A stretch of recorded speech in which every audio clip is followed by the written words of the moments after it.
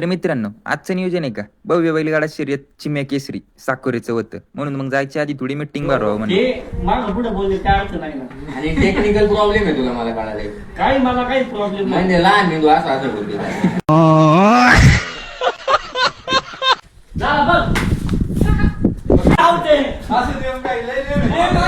मिटिंगचं रूपांतर एक टप्पा आउट मध्ये झालं आणि ते संपून जांभळं खायला आलो. तेवढ्यात तिकून किरण भाऊ आला आणि धनगराला शर्यतीसाठी न्यायला तयार करायला लागला. मग बैल सोडली, गाडीत भरली आणि आम्ही पण मस्तपैकी ओपन सनरूफला बसलो आणि गाठाकडे निघालो. तर आजचं नियोजन असं होतं का धनगऱ्यानं विनोद मोडवे यांना कांड्यावर दिला होता.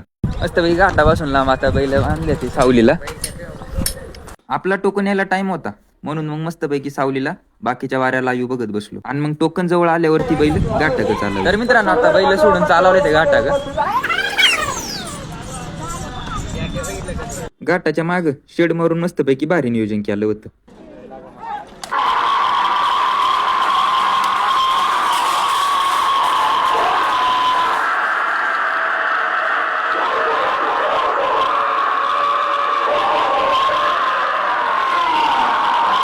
बारी चांगली झाली 11-70 आणि मग बैल वरून खाली आणली आणि सकाळच्याच हाय त्या ठिकाणी सावलीला बांधून घेतली.